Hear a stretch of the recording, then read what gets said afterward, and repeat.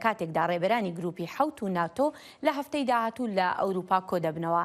سەرۆک بایدن ڕۆژی چوارشەممە داوای لە کۆنگرێسی ئەمریکا کرد ڕاگررتنی باجی فیدراڵی لەسەر سوتەمەنی بۆ ماوەی 3 مانگ پەسەند بکات تا کڕیاران بتوانن مامەڵە لەگەڵ بەرزبوونەوەی نرخی شتومەک لە ئەمریکا بکەن. لەوە تای هێرشە داگیرکاریەکانی رووسیا لە ئۆکرانیا دەستی پێکردووە نرخی سوتەمەنی لە تەواوی جیهاندا زیادی کردووە لە ئەنجامی سزا سەختە ئابوووریەکانی دژ بە رووسیا. بۆ زانیاری زیاتر دەچمە لای هاوکارمان دەخیلی شەمۆ. دەخیل ماندوو نەبی دەکرێت زیاتر باسمان لەم داوای سەرۆک بایدن بۆ بکەیت؟ بله هەلبەت مەبەستایەکی ئەوەکو بەهایان لە بازاران و تایبەتی بەهای نفتی کێم بکە بۆ ئالیکاریە خەڵکی و بکاربن یعنی ئەو هەنێکێژ باری گرانێ لەسەر خەڵکی ji ber vê giraniya li vî demî sifik bike.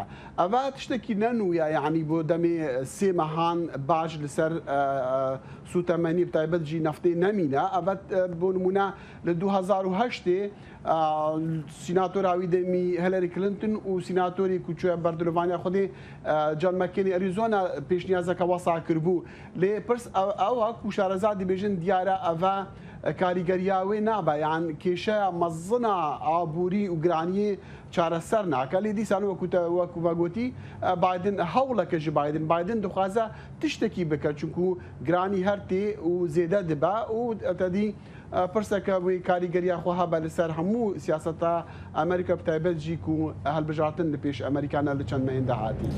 باشە هەر دەخیلەرۆک و خۆشت باسە لەوە کە هەڵبژاردن لە پێش ئەمریکا لە چەند مانگی داهاتوودا ئایا هاوکاتی ئەو هەڵبژاردنە دەکرێت کۆنگرێز لەسەر با بڵێن داوایەکی وەهای سەرۆک بایدن کۆک بن؟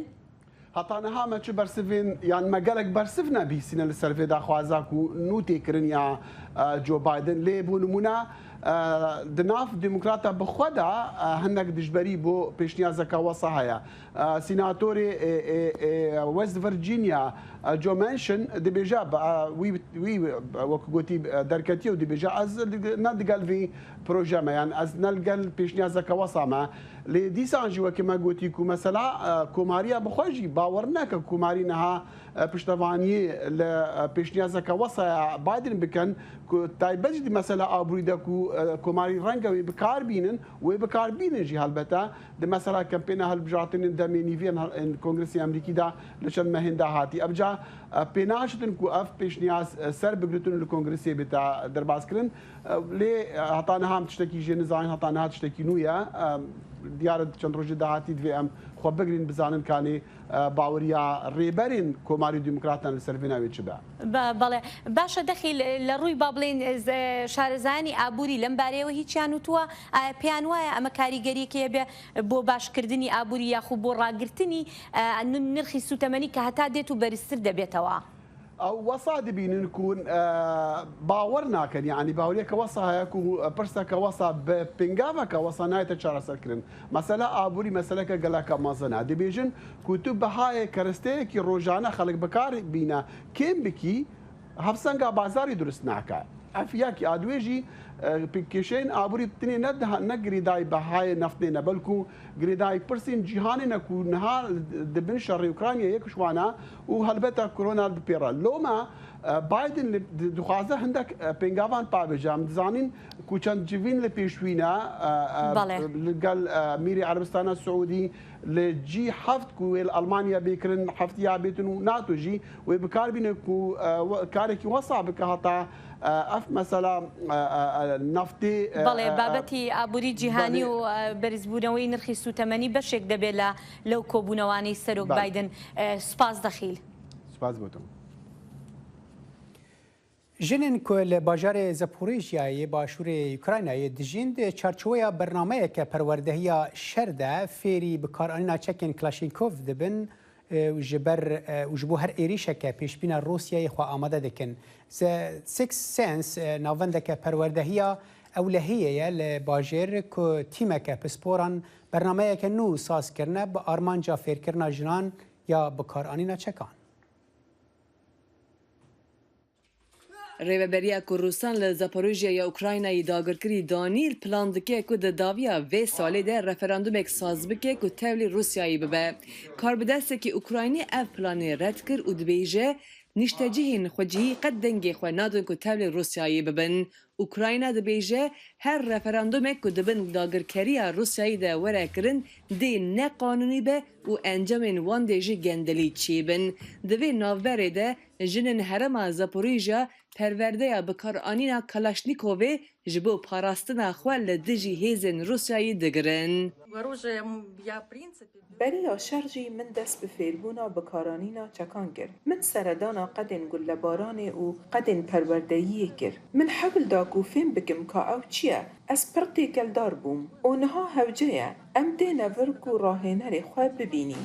Ew me fêr dike ka mirov çawa wiya rast bikar bîne. Me nizanîbû ku em ê çawa çekan bi rêkûpêkî bikar bînîn. Nêzîkî du ji sê parên herêmê dibin kontrola Rusyayê de ye. Beşek ji rûbera başûrê Ukraynayê ku Rusya di destpêka şer de desteser kir, di nav de piraniya parêzgeha Xerson ya cîran ku karbidestên Rûsî li vir ji planên referandumê gotûbêj kirin. Eger Rusya nikaribe tevahiya herêmê bi dest bixe jî ev plana referandumê dike. Zilamên herêmê ji bo parastina xaka xwe tevlî artêşa Ukraynayê bûne. Helbet gava mirov karibe tiştekî bike, mirov çekekî di destên xwe de bigire ew qas nebitirse. Mêrê min di leşkeriyê de ye, bav û birayê min jî leşkerin û gava ew li mal nibin, niha ez dizanim çawa bi destên xwe çekekî hil bigirim û têxim cihêkî din. Bajarê Zaporojye hin jî dibin kontrola Ukraynayê de ye. Berî ku Rusya di 24 Sibatê de Ukrayna dagir kir, li herêmê derdora 1.6 milyon mirov de jî daxwaza tevlîkirina Zaporojye di nav Rusyayê de tên li dijî îdaya Serok Vladimir Putinê ku Moskov gotibû ku planek ji bo dagirkirina axa Ukraynayê tune ye. Niha gelê herêmê xwe ji bo êrişekî çaverekirî amade dike. Me ji bo sivîlan çend ceribandinên tektikî pêk anîn. Çima ji ber ku dema dagîrker dikevin bajêr şer di kolanan de çêdibe. Di şert û mercên dijwar de wêranbûna xaniyan, jêrzemînan û dikanan de şer pêk tê.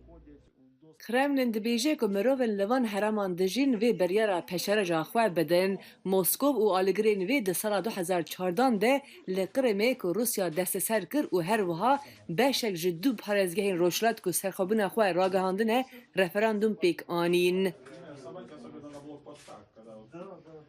بە پەرستنەکانی شەڕی ئۆکرانیا دەچینە لای هاوکار بەڵێن ساڵح بەڵێن سەبارەت بە ڕەوشی شەڕەکان لە ڕۆژهەڵاتی ئۆکرانیا دەگوترێت رووسیا پێشڕەوی کردووە لە چەند ناوچەیەکەوە ئایا ئەم پێشڕەویانە بە مانای کەوتنی شارە گەورەکانی ڕۆژهەڵاتی ئۆکرانیایە؟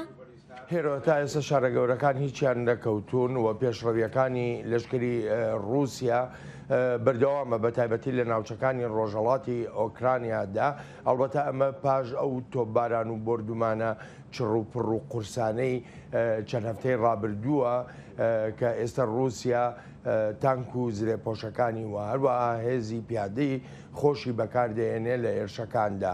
درنگانێکی ڕۆژی چوارشەممە لەشکری رووسیا توانیوێتی دەست بگرێ بەسەر سێ گوندی گرنگی استراتیژیدا کە دەڵێن گرنگی استراتیژی لێرەدا مەبەست ئەوەیە زەمینەیەکی بەرفراوان ڕەخسا بۆ لەشکری رووسیا تا بتوانێت تۆپخانەی خۆی بەکاربێنێ و بکەوێتە بردومانکردنی شارەکان.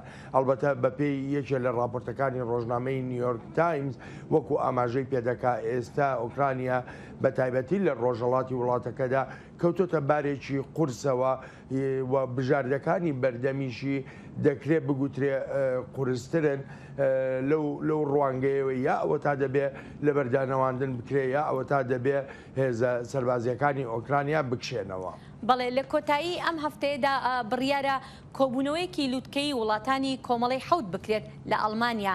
چی چاوەڕوان دەکرێت لەم کۆبوونەوەی بۆ ئۆکرانیا؟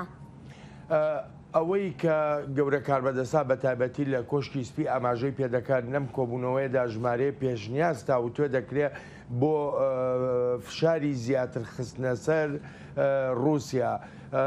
ئەلبەتە لەو فشارانە پێدەچێت کە سزای تریژ ئامادەکرابێ لەسەر ئاستی ئەو وڵاتانەی کە ئەندامن لە کۆمەڵی حەوتدا ئەمریکای، فەڕەنسا، بەریتانیا، کەنەدا، ژاپۆن، ئیتالیا، ئەڵمانیا، ئەمانە هەموو بەیەکەوە سزای قورستر بسەپێنن بەسەر ڕژێمەکەی ڤلادیمیر پوتین سەرۆکی ڕووسیادا تا هەر هیچ نەبێ وهای لێ بکەن کە لەو سیاسەتە شەڕانگێزیانەی کە هەیەی پاشە کشە بکات.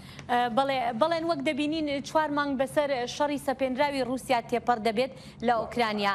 ئایا هێشتا وڵاتانی ڕۆژئاوا هەمان ئەو یەکگرتووی پێشویان ماوە بەرامبەر بە شەڕانگێزەکانی رووسیا؟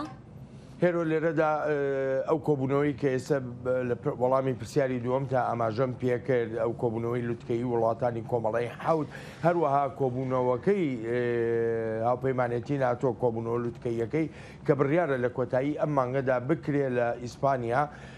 ئەم دوو کۆبوونەوەیە بەپێی ئەو گرتبوونەوەی کە دەکرێەوە بەپێی بەرنامەی کاری کۆبوونەوەکان جۆرێکە لە پەیام بۆ مۆسکۆ کە هاوهەڵوێستی هاو بەرنامەیی هاوکاری نێوان وڵاتانی ڕۆژاوا نیشانەدا.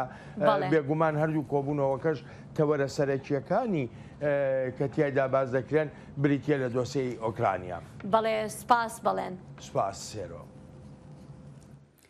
وەزیرê derveyê Rusyayê Sergey Lavrov di serdana xwe ya Îranê de danûstandin li ser bihêzkirina hevkariyên bazirganî û enerjiyê gotûpêşkirin di demekê de ku her du welat rastî cezayên aboriyên rojava hatine.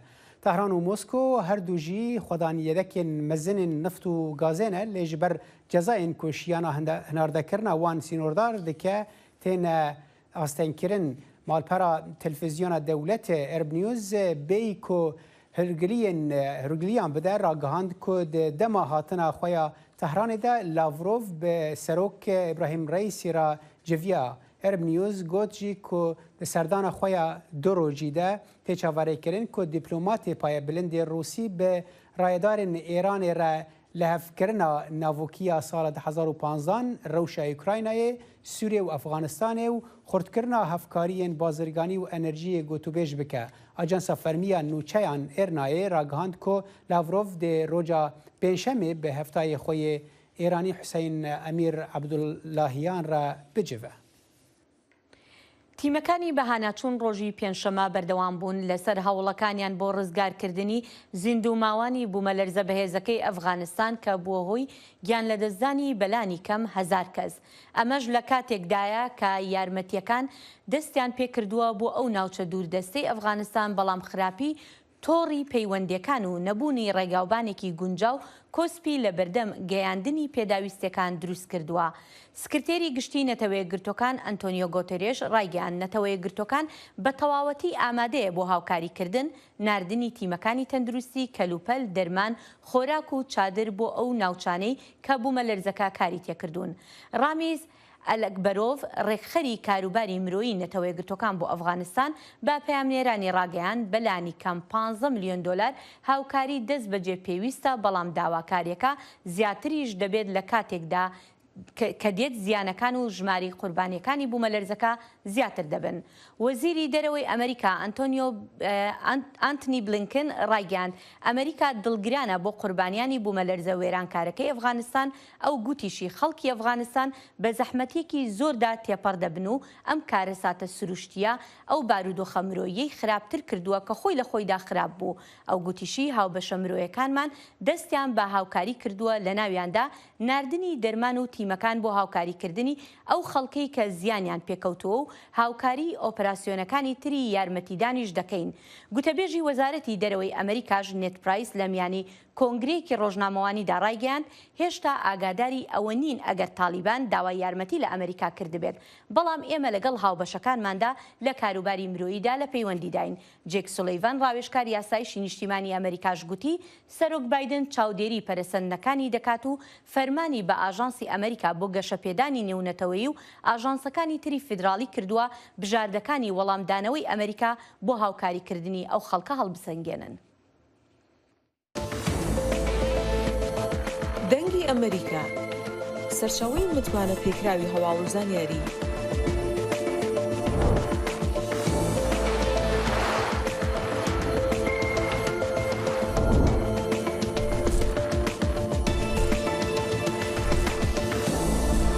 لە ماڵپەڕ و تۆڕە کۆمەڵایەتیەکانی دەنگی ئەمریکاوە ئاگاداری هەواڵ و گۆڕانکاریەکانی جیهان بە.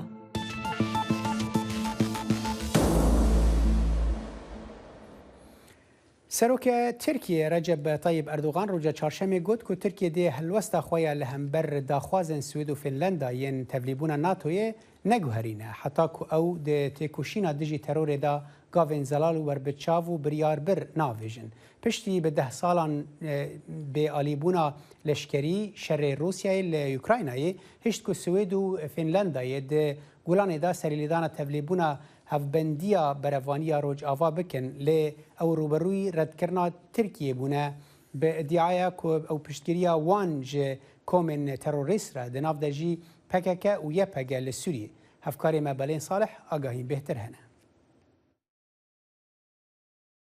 لەوەتای تورکیا ڕایگەیاندووە داواکانی هەردوو وڵاتی سوید و فینلاند بۆ ئەندامەتی لە هاوپەیمانێتی ناتۆدا ڕەت دەکاتەوە جموجۆڵێکی سیاسی لە ناو ئەم هاوپەیمانێتیەی ئەمبەر و ئەوبەری ئەتلانتیکدا دەستی پێکردووە. ئێمە تاوتوێ چۆنیەتی چارەسەرکردنی ئەو نیگەرانیانە دەکەین بە شێوەیە کە تورکیا بڵێت بەڵێ و ئەندامەتی فینلەند و سوید پەسەند بکات. پێویستە تیشکیش بخەینە سەر ئەوەی کە تورکیا لەگەڵ ڕێبازی دەرگای کراوەی ناتۆدایە و هەموو ئەندامانیش بەهای گەورەکردنی ناتۆ دەزانن. بەڵام هەندێک دۆسیە ماون و تاوتوێ دەکرێن لەگەڵ تورکیا فینلەندا و سویددا. بڕیار لە کۆتایی ئەم مانگەدا هاوپەیمانەتی ناتۆ کۆبوونەوەی لوتکەی خۆی بکات و یەکێک لە پرسە سەرەکیەکانیش لەو کۆبوونەوەیدا دۆسەی ئەندامەتی سوید و فینلانددا. سەرۆکی فینلاند گەشتبین نییە. جا هەموو لە یەکچاوی لە کۆبوونەوەکەی مەدرید و ئەو وادەی مەدریدە کە دەشێت زۆر قورس بێت تا ئەو کاتەی بگەینە ڕێکەوتنێک. بەڵام بە ڕوانینی من لەگەڵ ئەوەشدا ژمارەیەک وتوێژ دەکرێن و بەو هیوایی لە کۆتاییدا هەر هەمومان پێکەوە بگەینە ئەنجامێکی ئەرێنی. ئەنکەرە ژمارەیە داوای هەن لە سوید و فینلاند ئەو داوایانەش پەیوەندیان هەیە بە دۆسەی کوردەوە لە تورکیا و لە ناوچەکەشدا. ئێمە بە هیچ شێوەیە هەڵوێستی خۆمان ناگۆڕین تا و کاتەی سوید و فینلەند هەنگاوی ئاشکرا و کۆنکرێتی و یەکلاکەرەوەی خۆیان دەنێن لە شەڕی دژی تەرۆریزمدا.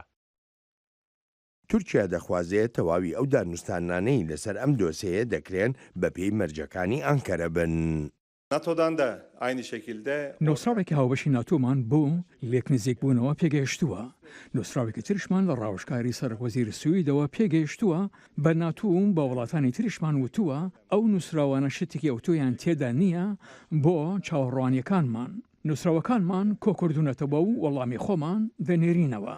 بە سکرتێری گشتی ناتۆمان وتووە کە پێویستە بنەمایەک بۆ دانوستاندن هەبێت و پێویستیشە بە پێ ئەو نووسراوە بێت کە ئێمە دێنێری.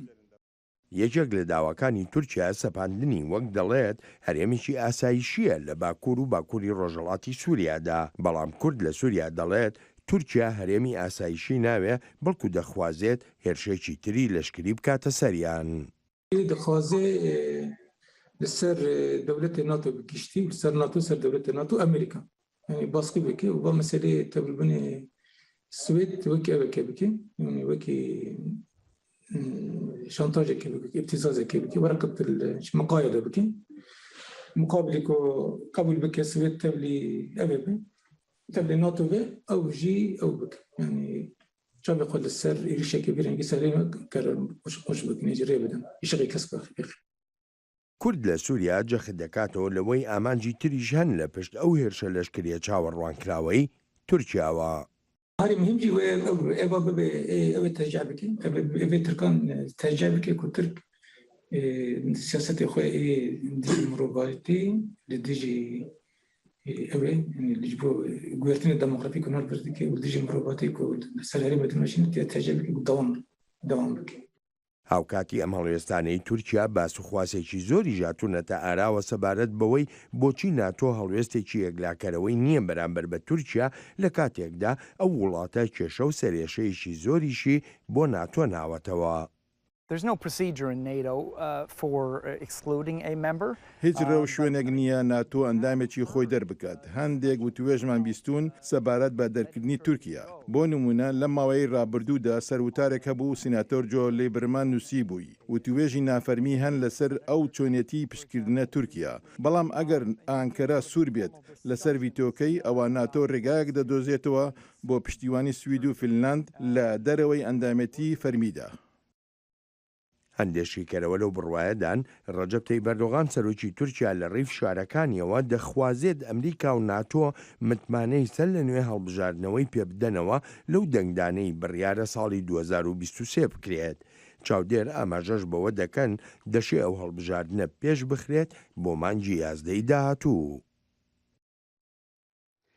وزیر دەرەوەی ئیسرائیل یایر لاپید سەردانا تورکیە دکات دەمەکێدا کۆ وەلی عهدی عربستانە سعودی محەممەد بن سلمانجی دۆ سەردانا تورکی کرد و بە سەرکردەیەن وێ وڵاتی را کۆم بوو ji بۆ ئەگاهین داوی و شیرۆڤەکردنا van سەردانان ها هەفکارên me ئوزلام یاساک ji navenda nûçeyên dengê Amerîka û pemrêrê me li Enqerê Eyûb Demîr bi me re dema we her duwan jî baş Eyûb agahiyên dawî li cem te çi ne divê derbarê de?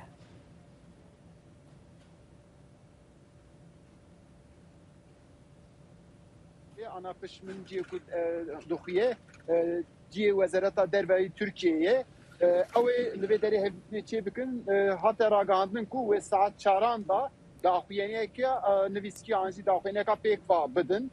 Ji bo wî jî ana em jî li vendine çavrine heket geşaden ekşek ku em dîsa vegihosînin. Dêdaliyê din da jî rastî Prens Selman li vê derê hevdîtina wî hebû. Gel Serokkomarê Türkiye Recep Tayyip Erdoğan evlilikten çekir du evarê jî vegeriya li Enqerê derket. Li vê derê rastî xeta diplomasiyê waxta ku em temaşe dikin gelek xurt e yani divyalî da hevdîtinê ku tên çêkirin tevahî li ser ewlekariyê li ser bazirganiyê dîsa li ser turizmê geşteriyê derdikevine pêş li vê derê de dikarim bêjim ku ev hevdîtinana bi vê nevê di Tirkiye jî dibe sedema hûn gotûbêjan jî lê vê alî da tiştekî giring jî ew e ku Tirkiye dixwaze ku têkiliyên xwe yê ku berê da em bêjin lawaz kiriye wan têkiliyan xurt bike him de hevdîtina Selman da him jî vê hevdîtina wezîrên karên deriyê İsraîlê da jî evana derdikevine pêş.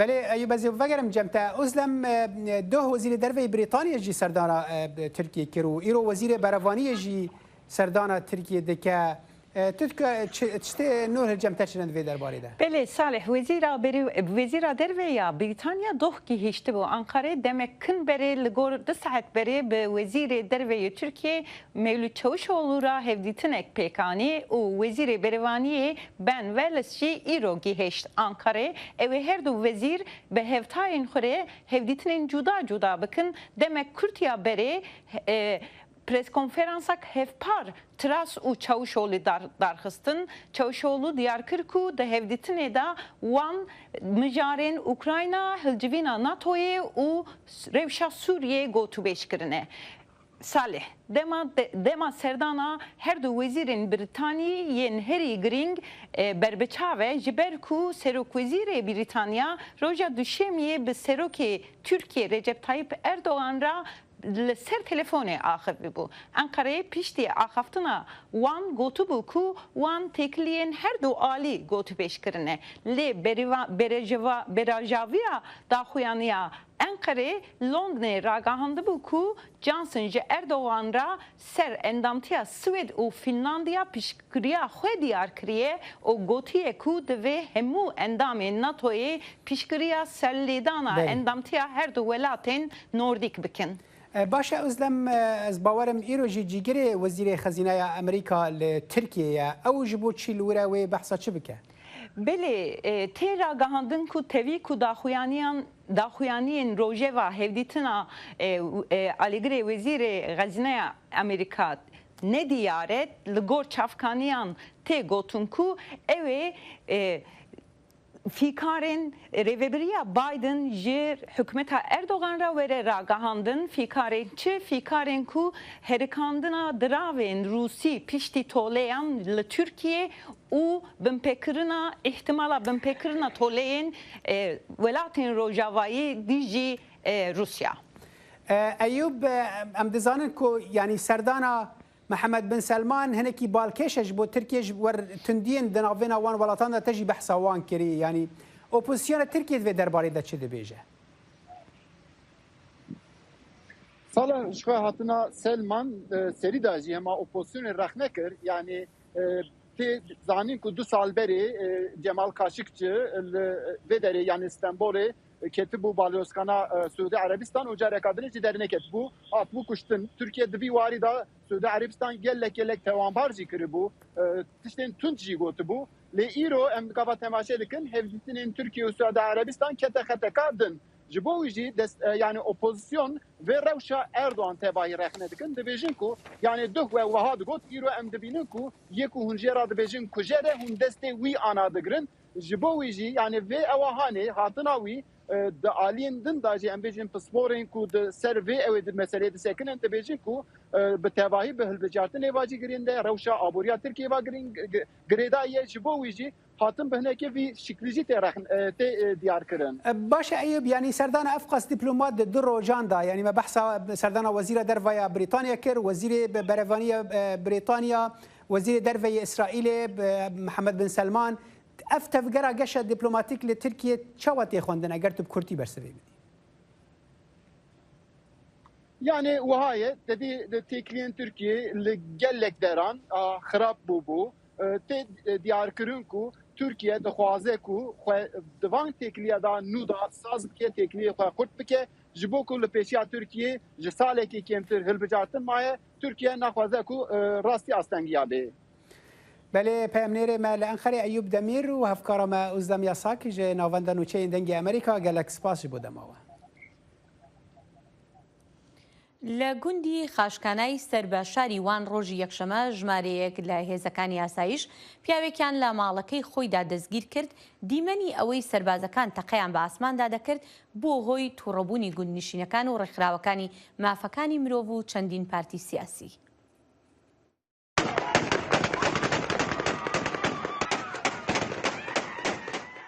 ev dîmenên metirsîdar li gundê Qaşxana bajarokê Elbaqa Wanê di dema desteserkirina rûnişvanekê de hatibûn tomarkirin. Piştî van dîmenan ji hejmarek partî, saziyên sivîl bertek hatibûn û gelek kesan bi riya medya civakî bertek nîşanê hêzên ewlekariyê dabûn. Li ser bûyerê walîtiya Wanê daxuyaneyek nivîskî da û parast ku ev kesê hatiye girtin, navê wî Mehmet Emîn Atlî ye û derheqê wî da pênc lêpirsîn hene. Berdewamiya daxuyaniyê de hat diyarkirin ku leşkeran ji ber êrişa rûnişvanan gule berdaye hewayê. Lê hevjina Mehmet Dilber Atlı dibêje ku leşkeran ne ji bo belavkirina gundiyan ji bo desteserkirina hevjinê wê wek bo serkeftinê gule barandin û ser vê yekê gundiyan bertek nîşa da û bûyer derket.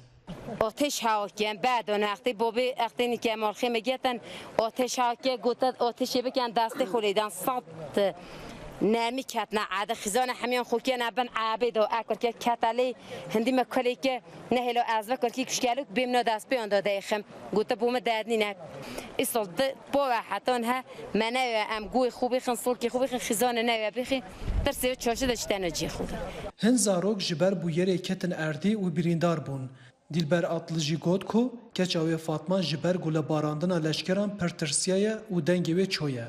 Fatmayê wiha behsa wê rojê kir.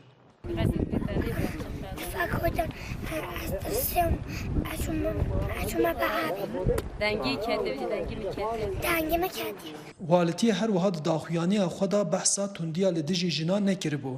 Lê Atlı parast ku li hember wan û zarokan tundiya leşkeran pêk hatiye. Küçük destime de küçük destem de rakişo az zaten doyedum da deste xu sadece hut yapayım xu az hut mevi da hani da me pine pime da az zaten pime ta handa raşki ya zaten me da Piştî bûyerê şandeyek ku ji komala mafên mirovan îhade komala hukuzanên azadîxwaz ÖHD û baroa Wanê pêk dihat serdana gundê Qaşxanê kir. Wan guhdarkirina gundiyan kir û li gund çavderiyên xwe pêk anîn. Ev de li ser vê bûyerê raporeke amade bikin û biraya giştî ra parvekin. Arif Aslan, Dengê Amerîka, Wan.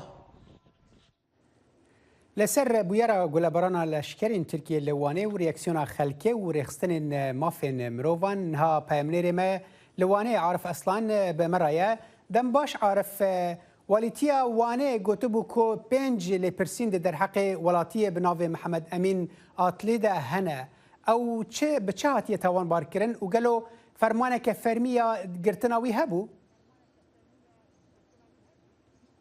بله ساله نه آگاهین هری داوی که مج پارزری و وریرت او دبیجر راست در حق ودا لپرسین هیا ل او داخویانی که والیتی دبیجه محمد امین آتل اندام PKK و آلی کاریا PKK کریا دبیجه او نراسته دبیجه تنه او جبر دوزه که جبر لپرسینه که کو بریا 13 سالان پیکاتی جبر و در حق ودا لگرین هبو و به بریارا سردوزگریا وانه لسر مالا ودا گرتینه و خواستنه و دست سر بکن و او بویر پیکاتیه هر وها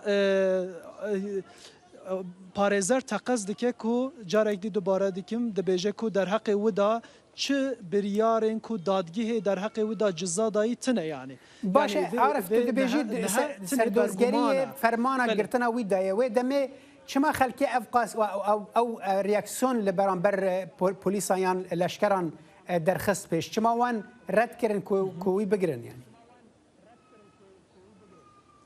Belê ev demek dirêj bû ji xwe ser mala wî da digirtin daku desteser bikin lê herî dawî yekşemê roja yekşemê ew desteser kirin û li gor malbata we dema desteserkirina wî da polîsan wek serkeftin yani leşkeran cenderma wek serkeftin gule barandine hawayê û keyfxweşiya xwe wek anîne ziman lê di vê demî da aloziyek çêbûye û gelê li gundê rûnişvanê li gundê wek bertek nîşanê leşkeran dane ku çima hûn vê tiştê dikin zarok ditirsin û ev bûyer wiha dest pê kiriye û piştî wê jî xwe alozî di navbera gundiya rûnişvanên gund û leşkeran da derdikeve û çend jin birîndar dibin û zarok jî her wiha birîndar dibin wek dîmenan da jî hatiye diyar kirin çima ev qez reaksiyonekê cudatir jî li ser medya civakî an jî gelemperiya em bêjin Tirkiye rewşekê bertekeke tund hate nîşandin bigiştî di nava Kurdan da ji ber ku ev dîmen di hişê Kurdan da wek rojên hezar notan salên notan înane bîrawa û gelek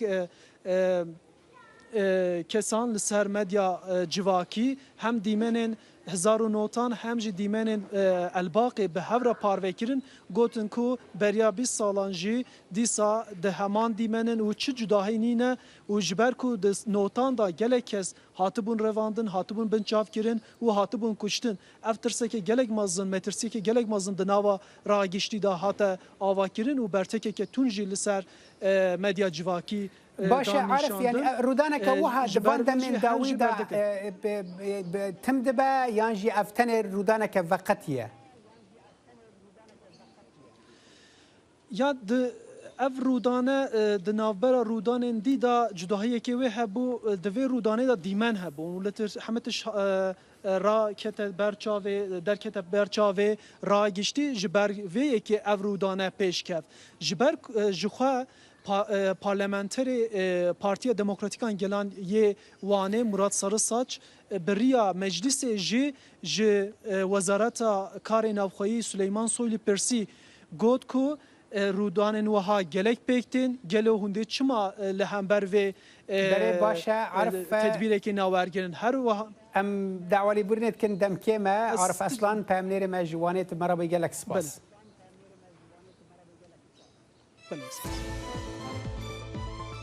برنامه هفترنگ برنامه کنری یا بشی کردی لدنگی امریکایی از لقمان احمد هر دو هفتی جارکی و دبم گرکی ناو اختی چاندو نرارنگی بمرانه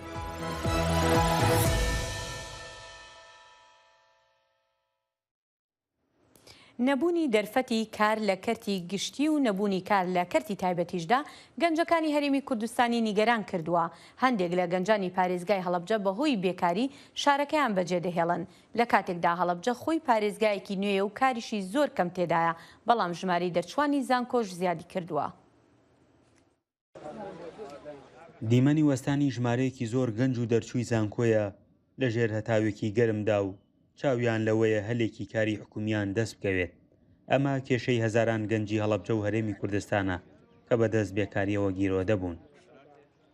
وڵی بەڕاستی خۆکارێکی باشەکە دەنەفرێن نووسراوە لەو باشە کە هێژنەکان بەڕاستی ئەم دەنەفران بیسەفران سو بۆ پارێزی هەڵەبجە بۆ تاعنات بوو بەشی شارەوانی بەڕاستی ینی خەڵکی زۆر خۆی نووسیوە نزیکەی 1000 نەفر خۆی نووسیوە 20 نەفریان کردێتە قورعاوە ئەگەر زیاتر بە باشتر بوو بەڕاستی هەڵەبجەی خۆمان وەک پارێزی هەڵەبجە ئیشوکاری کەمە پرۆژەی کەمە خزمەتگوزاری کەمە. بەشێک لە دەرچوانی زانکۆ و پەیمانگاکان و گەنجانی هەڵەبجە دەڵێن شارەکەمان لە هەردوو سێکتەری تایبەت و گشتیدا هیچ جۆرە هەلێکی کاری تێدا نییە. بە ناچاری بەشێک لە گەنجەکان شارەکە جێ دەیەڵن.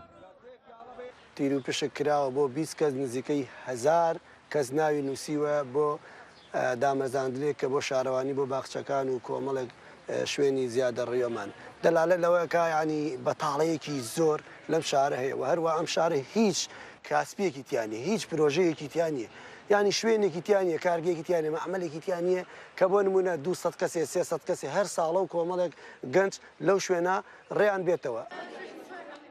لەگەڵەوەی ڕێژەیەکی زۆر کەم دامەزاندن ڕادەگەێنرێت بۆی ناشەفافی لە پرۆسی دامەزاندەکاندا پرۆسەی دامەزاندن لە بەشێک لە دامەزراوەکاندا دوای بە دوواداچوون ڕاگیراوە.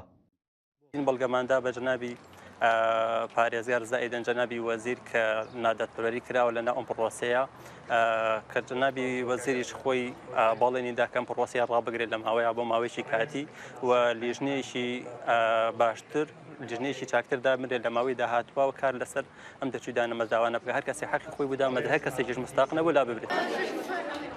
بە ئامانجی بوونی شەفافیت لە پرۆسی دامەزاندنەکاندا بە فشاری دەرچوانی زانکۆ و پەیمانگاکان ڕێکخراوەکانی کۆمەڵگەی مەدەنی چاودێری پرۆسەکە دەکەن.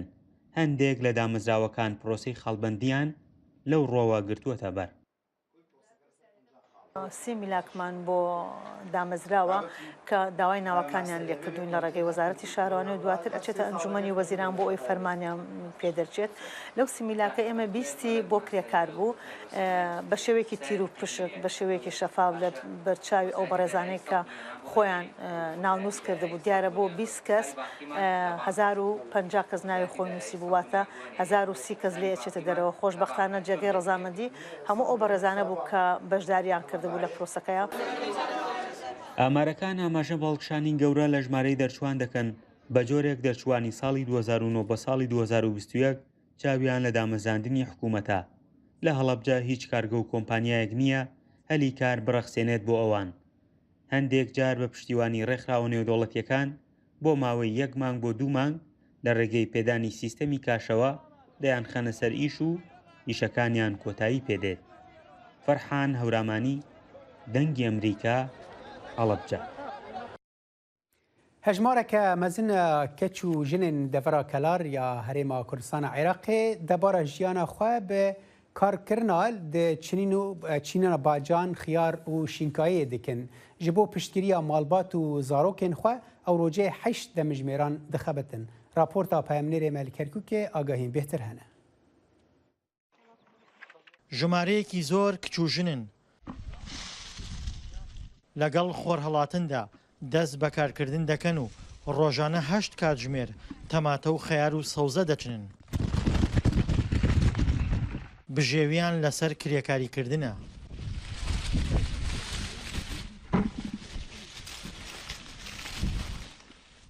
تقریبا 42 نەفەرین لە سەعات 5 وەکێنە ناو ئیش هەتا 8:30 ئیشەکەن. دوایەوە ئەڕۆینەوە لە سەعات یەکەوە هەم دێنەوە بۆ ناو ئیش. تەواوێکن لە سەعات 6 تەواوێت ئیشەکە هەم ئەڕۆینەوە.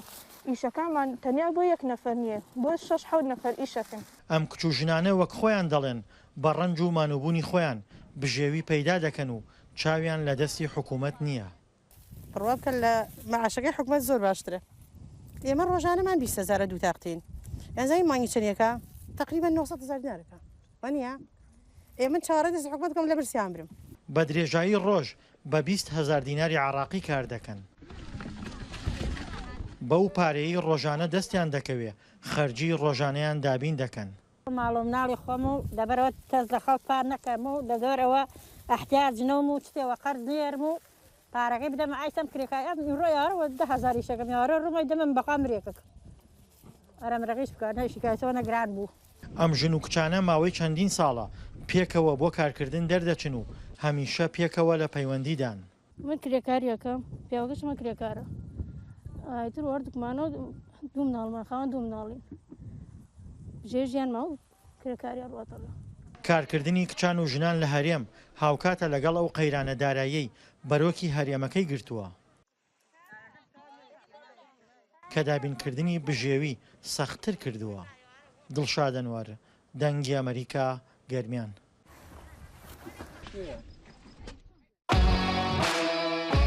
زایڵی داهێنان بەرنمەیەکی فەرهەنگی و هوەری بەشی کوردی دەنگی ئەمریکا.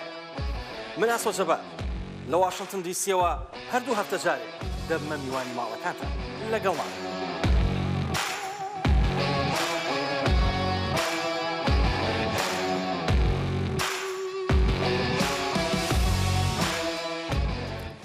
جبر کو وڵاتی ئەثیۆپیایە زوابوونا هەری خراپە 10 ساڵان لە ئەفریقیاە دەرباس دەبە ڕونشتوانین باکوڕێ هەرێمە ئافار نەچار دەبن کو ئاوا قڕێژ یا چەم بکاربینن. بەرپرس و گروپên ئالیکاریە دەما دەرفەت هەبە تەنێ دikarin کەمیۆنên avê peyda bikin û bijarên kêm ji şîniyên herêmê re dihêlin.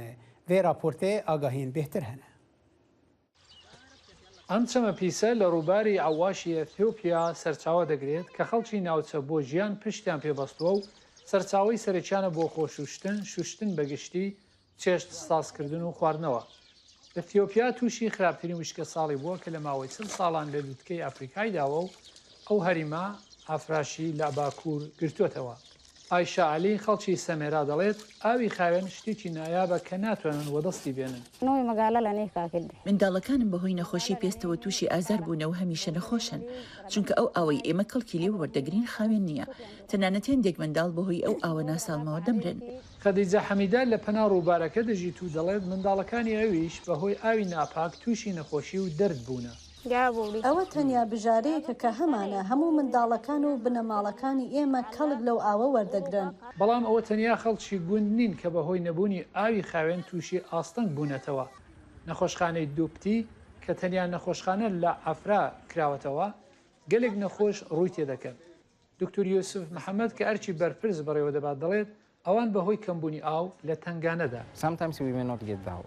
جاری وایە ئاومان دەست ناکەوێت. جاری وایە هەندێک نەشتەرگەری گرنگ بە هۆی نەبوونی ئاو ڕدەگرین یان وە دوایە خین. لە شوێنی نەشتەرگەری توشببوونی نەخۆشی هەیە چونکە ئاوی پێویستی لێ نییە. ئەو نەخۆشانی دێنە ئێرە لە ئاوی باران کەڵک وەرەگرن. ڕووبارێت لە ئەو نزیکانەیە خەڵک ئاوەکەی بەکاردێنن کە نەسەلامەتە و نەخاوێنیشە. ئافیسی ئاو لە هەرمی ئافرا دەڵێت تووشی ئاستەنگن کە کەمی ئاو چارەسەر بکەن. بە فلۆراید مکنات چەندین چاڵان هەڵکەندووە بەڵام بەهۆی نەبوونی مادەی فلۆراید نەمانتوانی کەڵکیان لێوەربگرین چونکە پلەی ئەو مادەیە کەمترە لە پرەی دیاریکراو لەلایەن ڕێکخراوی تەندروستی جیهانیەوە بووە و بە ناچاری دامان خستن. خەرجی پاکردنەوەی ئاوەکەش کە زۆرە و لە توانایی ئۆفیسی ئێمە بەدەرە.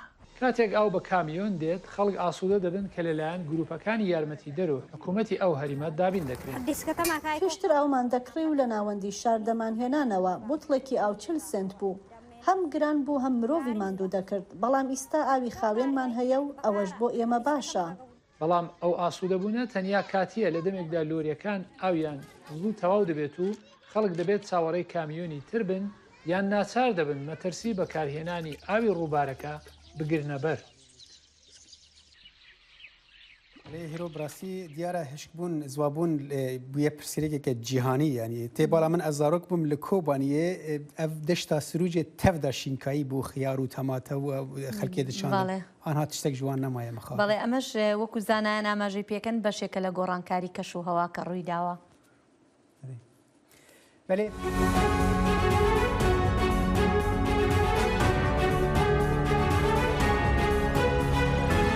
چاوی واشنگتن بەنامەیەکی هەفتانەیە لە بەشی کوردی دەنگی ئەمریکاوە ئامادە و پێشکەش دەکرێت. من بەڵێن ساڵح هەموو ڕۆژانێکی هەینی لەگەڵ پسپۆراندا تاوتوێی گەرم و گورتترین بابەتی ڕۆژ دەکەین لە پەیوەندی بە سیاسەتی دەرەوەی ئەمریکاوە.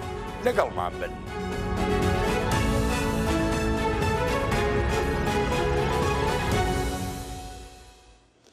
تەکنۆلۆژیای ناسینەوەی دەموچاوەکان دەشێت ڕووی شەڕ بگۆڕێت. زانیاری زیاتر لەم راپۆرتەدا ببینن.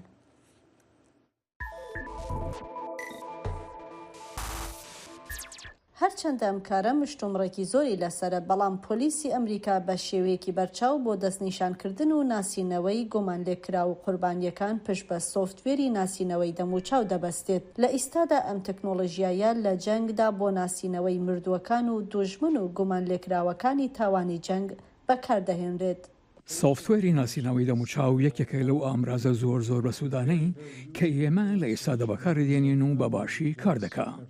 لە ناو پۆلیسی نیشتمانی ئوکرانیادا زیاتر لە 5 بەشمان هەیە کە ئەم بەرنامەیە بەکاردێنن. کلیر VOAI کۆمپانیایەکی سۆفتوێری ناسینەوەی دەموچاوی ئەمریکاییە کە ڕێگە بە بەرپرسانی ئوکرانیا دەدات داتاکانیان کە بریتیە لە وێنەی ملیاردها دەموچاو بەکار بهێنن بۆ پشکنینی ناسنامەی سەربازانی رووسیا. کۆمپانیاکە وێنەکان لە سایتەکانی وەک فەیسبوک و ماڵپەڕە گشتیەکانی دیکە کۆ دەکاتەوە، لە نێویاندا لە سایتەکانی سۆشال میدیای رووسیا.